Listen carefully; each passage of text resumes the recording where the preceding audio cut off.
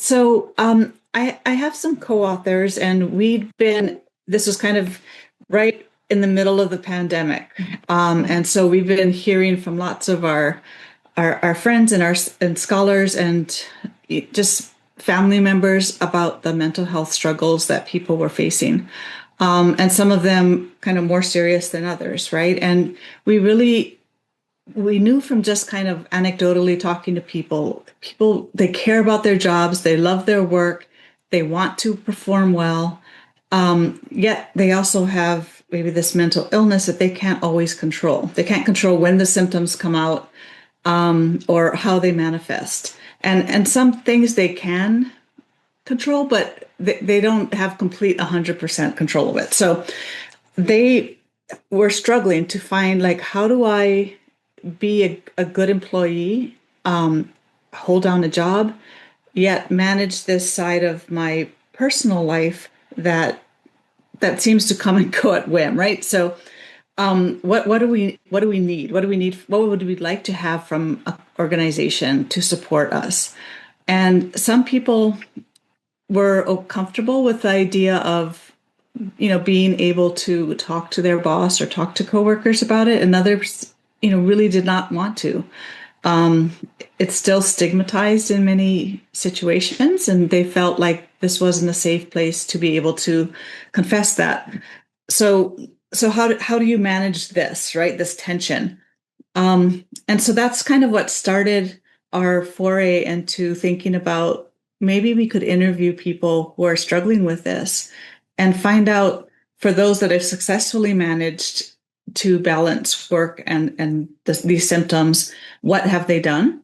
And for those that are still kind of struggling with it, like, what would they want to have, or what would they like to have that they feel could support them? So that's kind of where it started. And we felt like it was a really important issue, especially at this time when people are understanding that we can't separate people's health and people's wellness from the workplace. And we really need to be able to understand what that looks like when we're dealing with employees who have these issues. Yeah, so it actually, it's funny because when we were writing it, we're like, oh wow, and then we're like, that doesn't seem like rocket science, right? Yeah. It just kind of like, but it's funny because some of these small things mean so much to individuals when they're in that place of, how do I deal with this extreme anxiety, or how do I deal with this sense of just being super low and no energy, right? And sometimes that social engagement is a way to reconnect to the world. If you do it with people at work, even if they don't know what your symptoms are, that you have a mental illness, not only do these individuals understand your workplace context, so they might know, like, oh, Supervisor X is always making things difficult. You don't have to explain that to them because they Mm. already know. They know the context. But being able to connect with them or quickly get out some frustration, can somehow put you in a different headspace or get you. Sometimes it's just a matter of time. So if I talk to someone for 10 minutes, I'm past that anxiety, that where I Mm. see the anxiety growing, right? I get past it and then I can reset and start from scratch. So that social support can help in lots of different small ways, but it's often a way just to disconnect from the task that may be getting you more anxious or feeling like you're incompetent, right? Which could, if you have depressive symptoms, that could Yeah. certainly be a conflating factor. You could certainly, I mean, certainly some people have set up routines, right? So Yeah. they might say, if I know that I have a dinner every 2 weeks, that's something to look forward to Mm. and may help push aside some of those, say, depressive symptoms that might come about, right? So some people have certainly done that proactively. But what we were more concerned about is, like, in the heat of the moment.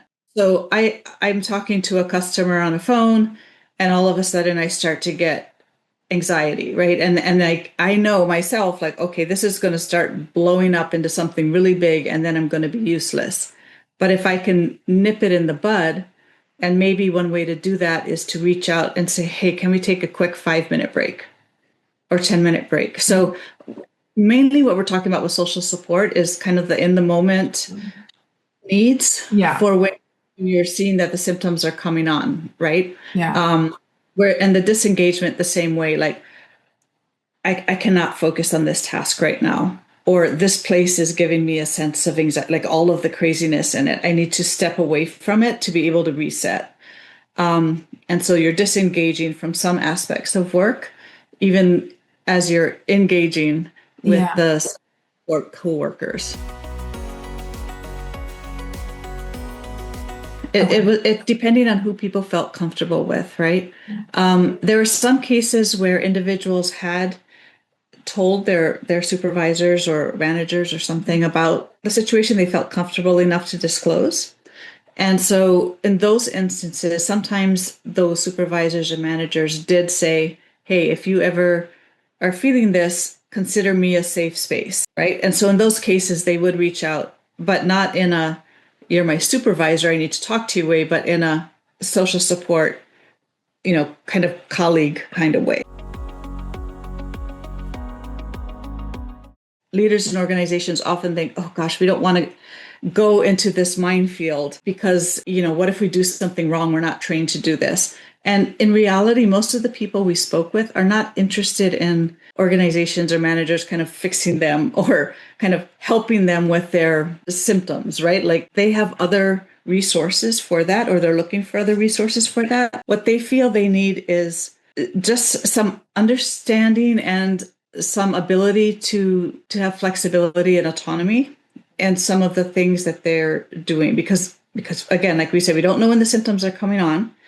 So if I step away from my desk for 10 minutes, to trust that I'm doing it, to not assume that I'm doing it because I'm a bad employee. So one, it comes from a place of trust. Two is that we found that the people who were best able to balance these had spent a lot of time, and by that I mean years, kind of perfecting a system that works for them. But that system didn't come about easily, right? So they might have a professional counselor or therapist that they speak with, but it's not just finding a professional, it's finding the professional that really works for you and helps you at that time.